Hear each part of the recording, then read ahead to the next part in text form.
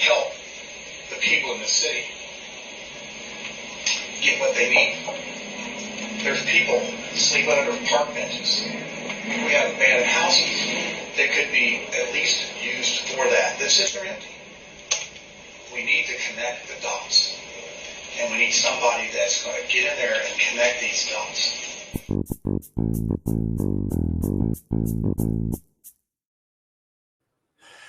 Good evening, and yes, it's Wednesday, time for the Do Something Indie Show. I'm your host, John Schmitz, and tonight we are going to have the update from our show last week, and that was a pretty interesting show, and I just want to say thank you to those who shared that video because it did get the attention of the city, and it got the attention of a lot of people, and some good and some bad, and I want to address some of that tonight, and I do have, actually I know, that I told you in my preview today that I would not have a guest on. It would just be me, but I'm half politician, half journalist, so you know I'm probably not telling the truth. But I do have a special guest, somebody who is another show that's helping with some investigations that did actually get some news today from the city that I'm going to bring on here in a little bit after we talk about this issue first.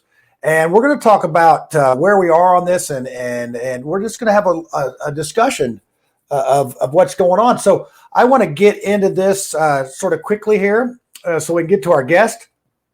And what has happened Monday, I did a quick update video to tell you that I was going to have Monday morning that I was going to have a meeting with the city. They had set up a meeting with me, Matthew Giffens, who is one of the people that helped out at the city. I think he works with Jeff Bennett and Lauren Rodriguez. They're the folks that are sort of in charge of these homeless programs and are supposed to be looking over these programs to make sure they're running smoothly and they're working right.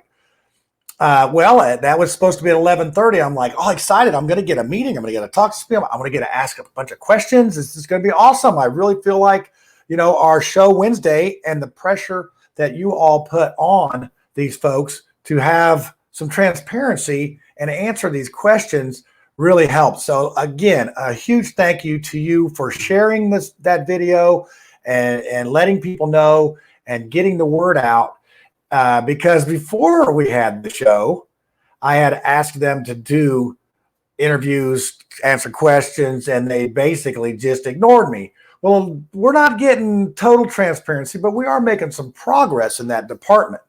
So what I want to talk about tonight is, some of the things that sort of come to my attention. That meeting got canceled. It got canceled at about 10 after 11. But I didn't get, it was by email. Nobody gave me any, it was by email. So I'm actually on this new program. The city uses Cisco and not wonderful StreamYard like we use. So I had to set up my computer. So I'm setting it up. So I'm sitting in this meeting for like 15 minutes. And I finally text Matt and I say, hey, what's up? Nobody's in here. This is a really fun meeting by myself. And then I get a phone call from Colleen Ellert. And she says, well, they're not going to have the meeting now, and really wouldn't say why. But if you will send over your list of questions, we'll do our best to answer them. And I sent over some questions, a lot of questions really about the program, how much it costs, who's in charge, who's been paid, how much they've been paid. Am I allowed to go back on the property if I need to help someone over there without being arrested? Will somebody come on this show and explain themselves or explain the process or even help out with that? All these questions, I'm still waiting on an answer. But I had a phone call back from Matt Giffens, and we had a discussion, and I'll fill you in more on that when I bring Chris Moore on here in a few minutes, because he had a conversation with Jeff Bennett today, and we're going to sort of compare notes on air tonight and let you know what's going on and how we can move forward to try to help out this program. But first, I want to do a little bit of, damage control or whatever you want to call it. I don't know what you want to call it. Just awareness of how out of touch some people are and how they just sort of run their mouth before they get all the information. So I had somebody come on the comments and start giving me a bunch of garbage about how I was this pretty much this rich white privileged dude that doesn't know what he's talking about. And I want to share with you here one of the comments that so I went to private chat because I really think that it was something that, hey, if you got a problem with me, what's the problem? I do that with anybody. If you got a problem with me, I'm going to come talk to you. If you're going to say something about me, I'm going to come talk to you. So I started talking to him, and this is, well, here's one of his responses, and I think you'll get a kick out of this. So here you go. So we're talking along there, and he this is texting back and forth, private message. He says, "Because you probably sit up in your above middle class house with all your well off white friends and gossip about it and try to twist it to make you look good and get views."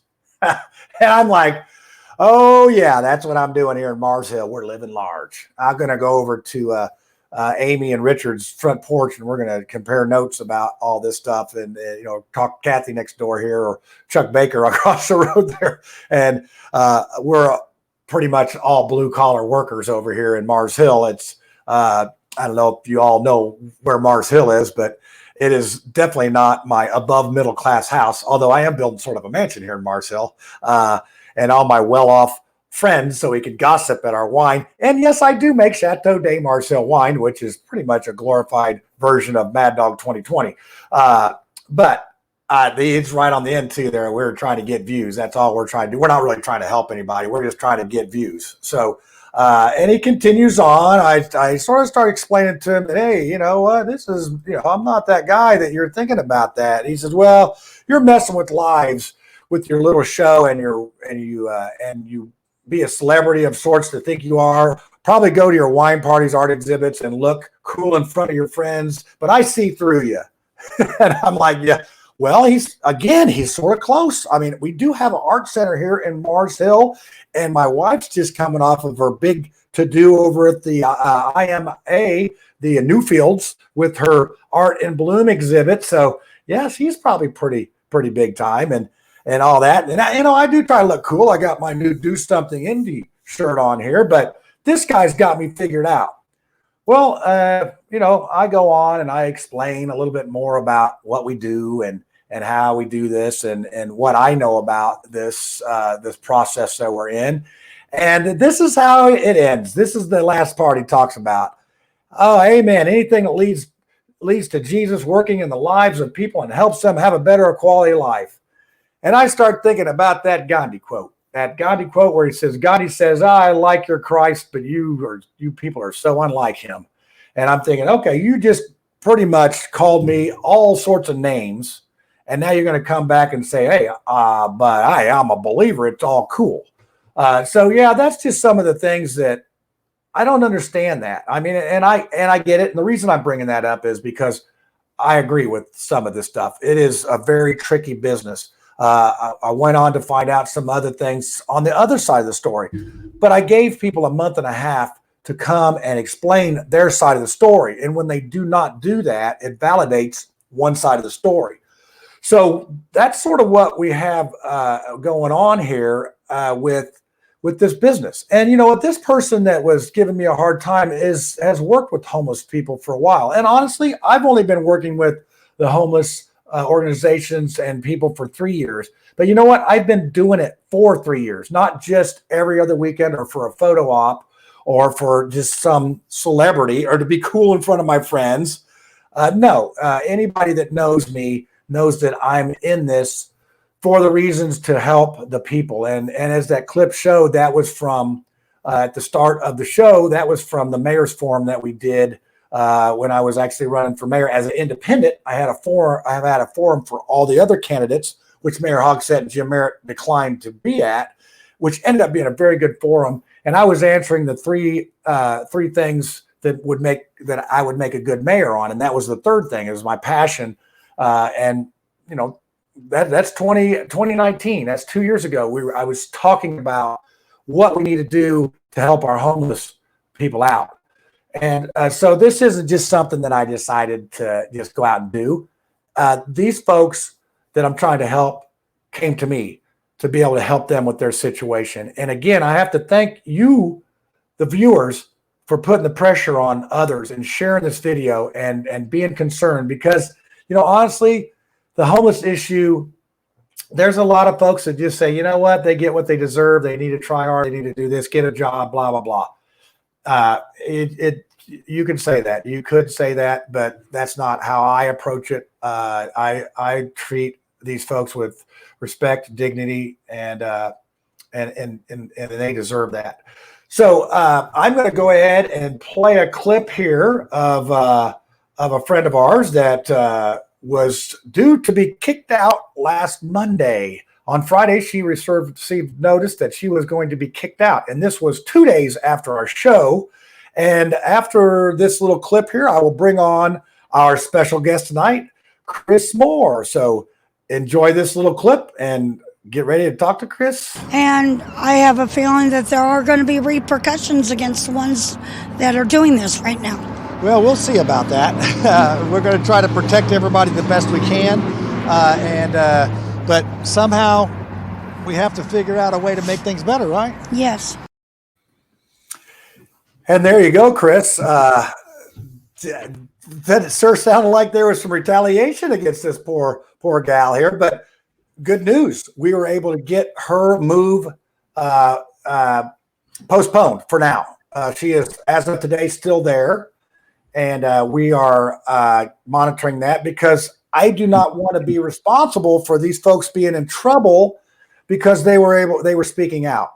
So we were able to get that done. And then we had another person that was in the video that was mysteriously to be moved yesterday from the Wyndham to the Crowne Plaza under the guise of we're just moving 60-year-olds and down, and who knows what the story was.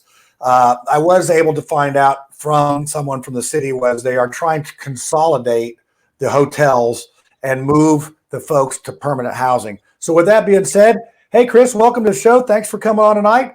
Hey, let's get the semantics out of the way right away. Tell everybody about your show and when the times are and all that beautiful stuff. I mean, you didn't just come on here because I'm a nice guy, right? Oh no, you don't want to see my mug all night anyway. So appreciate you having me on tonight, John. Yeah, as you can see in the background, like you had Derek on the other night, we are from the Patriot Soapbox Network. Your Voice, Your Call, that everybody out there knows. Initially, John, I started this show. And you can find us on pretty much all social media. Find us on Facebook, Twitter, Rumble. And now, thanks to Indie News, Derek, we've got episodes going up on Frank's speech, and we're putting together, which I'm excited, a brand new website. And I got to give John credit. He helped me out with the name on it, and we're calling it Freedom Reigns, RAINS. I'm an IGA guy. I think that little thing behind you there, Your Voice, Your Call. I think I thought of that one too. That's all right. Yeah. I feel appreciated. I feel needed. Here's something you'll get a chuckle out of. When I was talking about me living in the lap of luxury here in Mars Hill, here's from my wife. This is from, the person you want to keep happy. Here's what she says. We're living in the basement. You've seen my beautiful basement home here, and no fridge, no stuff. Thanks for the reminder, Lisa. I'm working my fingers to the bone. See, I got injured today on the concrete job because I'm trying to make enough money to pay for this fine mess to get our house finished. But it's housing is very important, right? I mean, when you don't have a house, it gets real important.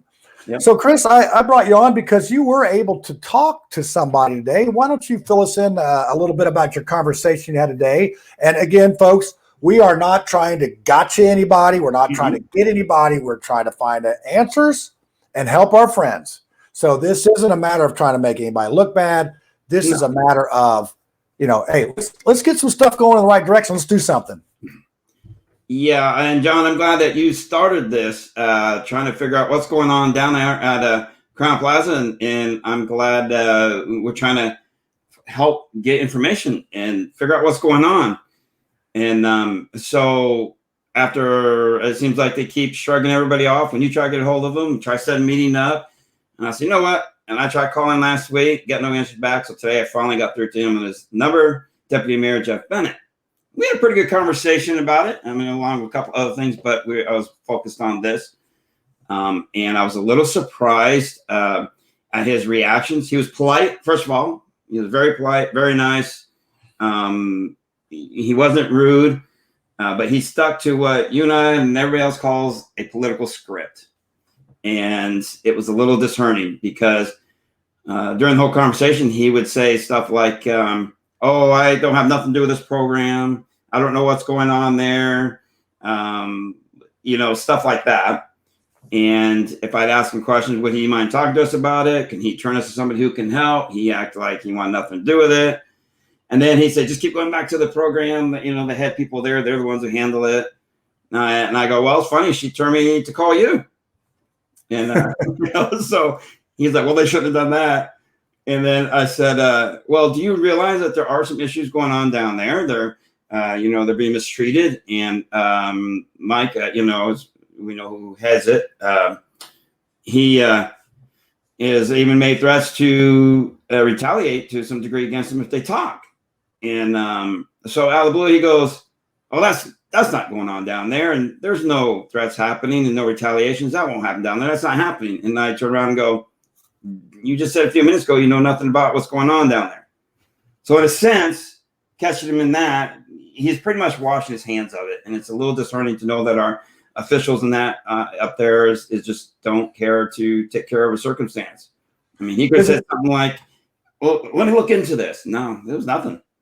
So it seems like it's sort of a hot potato, isn't it? We had some people looking at trying to find numbers, and they called the city, and the city said, well, the federal department looks at that. Well, they calls the federal department. They said the city's supposed to be keeping track of that. And I had this similar conversation with Matthew Giffens, and he is actually the brainchild of putting homeless people into these hotels.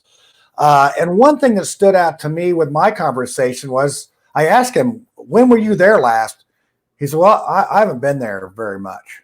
Wow. And I'm like, it's just one of these things like, well, wait a second, then how do you know what's going on? Or how do you have this big program and you don't visit it? It'd be like me having a job and never going to the job and just hoping my guys do the work and it turns out okay, which never, ever happens. And unfortunately, in my position, if it doesn't work out, I got to tear it out and redo it, and I don't get paid until it's done right.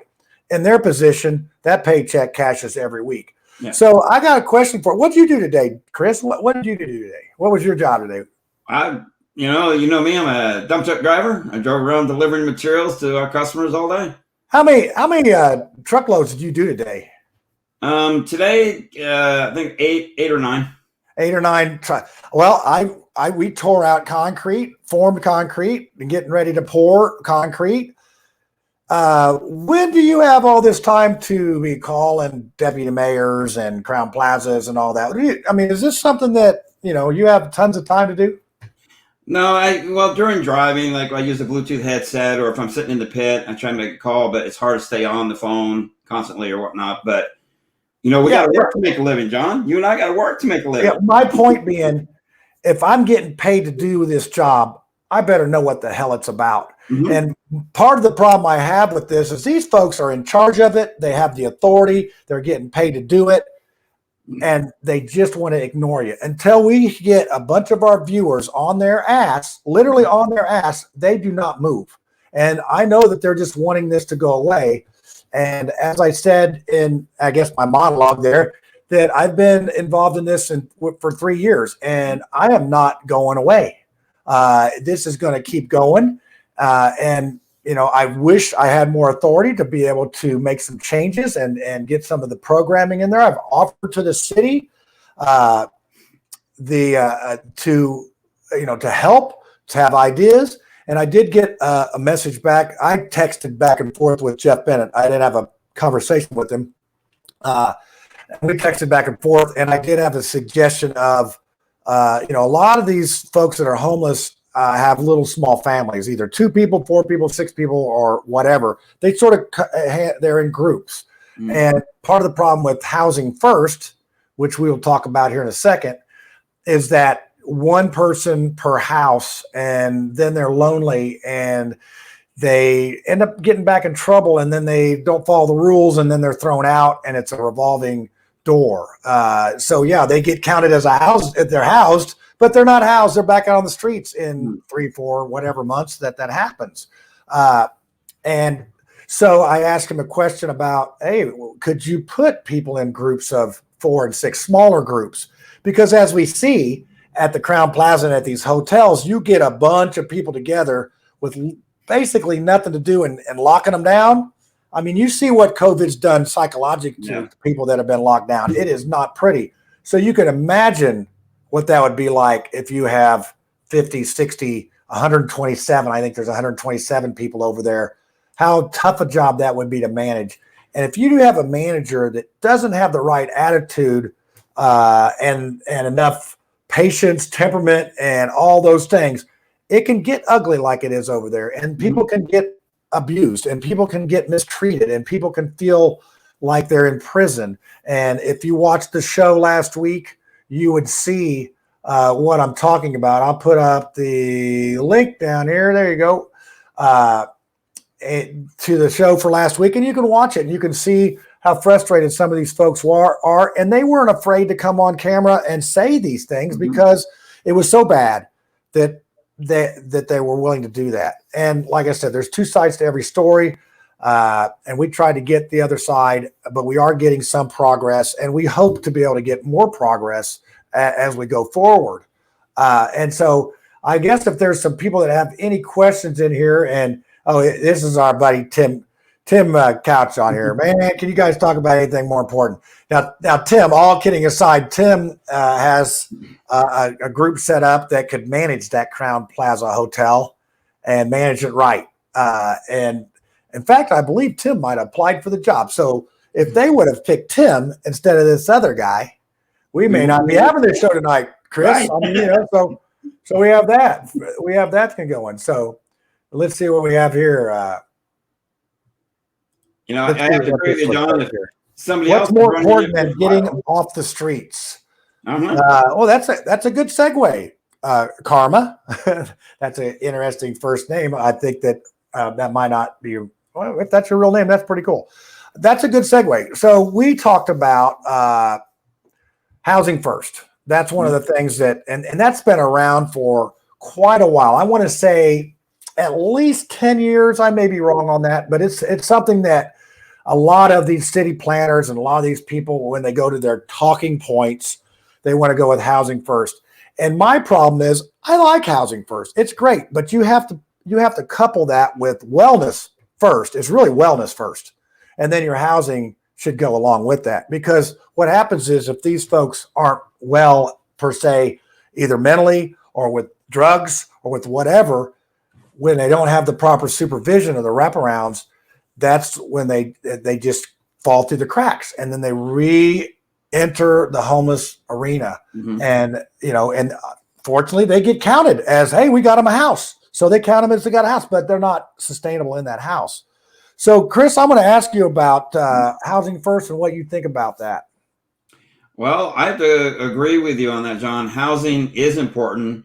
I think if they're in a housing spot and they feel like they can, finally have a life, have that one less worry on their mind. They're sitting there in their own home, and then therefore maybe be able to interact more and have whatever jobs that they want to continue, through the programs and do that. But when you, it's the city's wasting, what was it, $24+ million?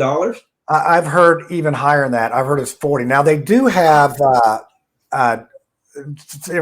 Jeff Bennett, who said didn't know anything about this program. They do have $10 million to spend to house folks, to get them housing. One of the problems I see is there's a lot of landlords that will not participate in the program. And as in my opening clip there, I talked about we have abandoned houses and we have homeless folks. The city has a ton of them in inventory. Why can we, and I know that it'd be nice for everybody to live in a really great place, but going from sleeping under a park bench to a hotel, it's just not a good idea. I mean, it is like I don't know if you've ever run or done anything when you don't warm up before you do an exercise, you pull a muscle. That's sort of what this is like. And you just take somebody and take them from what they were, and it just shocks them into this new thing. It's a problem. So transition, most of the folks that I work with the homeless, we talk about transitioning, even as much as a tent to a tiny house, to a dorm setting, to training, to a reentry house, that type of thing, instead of just boom, we're going to put you in a house. We may check on you in a month or two, whatever. And it's a huge job. I'm not dissing these people and saying, hey, this is an easy thing. We could do it overnight. No, it's a hard job. It's a very hard job. And I think that at this point, they are overwhelmed, and it would just be nice if they were to listen to others that were willing to help, that have ideas. And there is a little bit of this head bumping with some folks that aren't being funded. And of course, if you don't do what the city asks you to, or if you speak out and the city's funding you, then guess what? You don't get funds anymore. It's awesome. So open dialogue would be a good thing. And, we know about censorship. Your show has been censored, and that's sort of how they do things. They'll cut your voice off, and they will not let you have a seat at the table, will not listen to your ideas. And, all we're really asking is a chance to do this, a chance to, get into this thing and have some ideas. So, Chris, do you have anything more to add? I'm not going to make this a super long show tonight. We just wanted to give you an update and say what's going on here. Well, John, we can talk about your show coming up Saturday if you want to. Well, first, I was going to say that with the viewers and everybody out there, is just diligently stay on top of this and make sure that they are treated better even though they're in the Crowne Plaza, but we need to diligently make sure they're being treated better. I mean, in that kind of situation, like one of your interviewees you had, their rooms are getting broken into, or people get into their things. They don't have any privacy. They don't have any of that going on. And if the head person of that building is not doing his job, I think it's time we got to do something to help them and maybe get him out of there and get these city officials to listen and say, we got to look into this. And it's sad to hear them not want to do that. So people like you that got me involved, and I see Timothy and all these others out here, we've got to do this. We've got to figure a way to get them help and maybe get them into something better than that. Yeah. And, I don't just come in here without it. I'm not a guy that just comes in and just complains about it. I have solutions, and, we would basically be able to have a leadership team that could take over and have that place running better within a week. But I did find out that the program is supposed to end on June 30th. So basically a little less than 2 months to house the remaining folks that are there, which, and I did, from the earlier comments, jeopardizing the folks that are there. Why should it jeopardize anyone to speak out? I think one of the things that was mentioned was, well, maybe the hotel guy won't want the bad publicity, and then pull out of the program. Well, in this case, I don't think it would be that bad of a thing. Most of the people that are there now, there are some people that are probably happy there, but I couldn't find them. So you can't make an omelet without breaking some eggs, and this is the first step of getting our foot in the door to get some things straightened out and get some ideas listed and try something new, because whatever is going on now is not working, because the homeless population is growing. And I would encourage anyone that wants to get a glimpse to come down to the ACLU parking lot, meet me under the bridge, and we serve our homeless friends, some that live on the street, some just can't afford food. And we have just a little bit of family meal where it's generally between 40, 60, 80 people come down, and we have a little bit of a church sermon there and have some food. And then they have a big table with a lot of things that folks need. That's 3 p.m. Come down and just witness, volunteer. And I know my friend Tim comes down to that, and it's just a good way to see how some of the folks are struggling. And I usually tell them bad dad jokes and try to lift their spirits. And, I've actually preached a sermon 3 or 4 times, and I'll do videos of testimonies.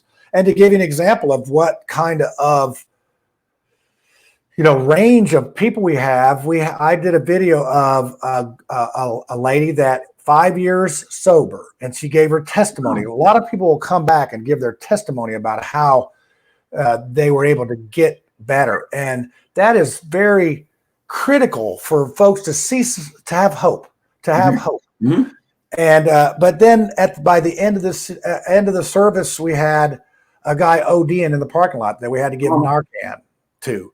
So it gives you an idea of, and that's the first time we've had that there in a very long time. Now, we've had some folks act up because they were under the influence, but nothing to the point where we had to call the 911 and Narcan and all that. That was very eye-opening to see that happen. So that's sort of the things that we experience, and I don't ever see any city folks down there that should be, talking to these folks. They're the folks that they serve. They're the folks that they serve. They should talk to them. I'll talk to them for them. I don't care who's in charge, who's whatever, but help us out with this thing. So Chris, let's talk about your show Saturday a little bit, and because I don't want you to come on here with that empty-handed, right? No, you did. No, we're getting paid these big bucks to do these shows, right? So I can afford my above-average house with all my white friends and your wine. Don't forget the wine parties. Come over for a wine party, Chris. We're gonna have one. Oh, I'd love to sit back with the cigars and wine in your house with all the privileged friends. I think that's funny. Yeah. No, well, we do this kind of thing for free because we're just trying to help get it out there and keep getting it out when the mainstream media will not. And that was something else I was going to mention. John, we do have a little bug in one of their ears from one of the stations that is going to see if they can look into or do a story on it. I'm not holding my breath because you know how that is. We faced a lot of that scrutiny for some time, but yeah, you can catch Your Voice, Your Call Saturday nights, 10 to midnight, Sundays, 2 to 4, on the Patriot Soapbox on Roku as well. And check out the shows. And there's a pirated YouTube channel that he takes a break every so often so he don't get hit. But then we upload later to everything else, YouTube and whatnot. Eventually we'll get away from YouTube, but and so this Saturday we're kind of going to tackle a couple different subjects, but I think another host can come on and we can elaborate on this stuff a little bit. Of what's going on, and maybe by then, John, we just saw the great update going on with the Morphew case, right? So that would be something that. Yeah, if anybody's following that thing, I mean, a big breaking news today on that. So we'll talk about that on there. This is not the time, the place to talk about it on this show because we got our hands full with the Crowne Plaza. So I'm actually still helping some folks over there that are getting rearranged and moved and all that. So. Hey, keep sharing this around. Let's keep the pressure on. Let's keep this in the news because I think they really just hope it goes away. And I would love to see these plans that they have, and I would love to help with the plans. I'm not just out trying to, criticize and complain without solution. I just wish somebody would actually ask me and give these things a shot to see what we can do to make some things better for our friends that are struggling every day to make ends meet. So, hey, thanks a lot, Chris, for coming on. And hey, Stuart, thanks. Hey, share this around. Tell your friends. Say, hey, what's up? And get the word out for us. So, thanks for coming on, John. I really appreciate it. Thank you very much. All right. See you, Chris. See you later.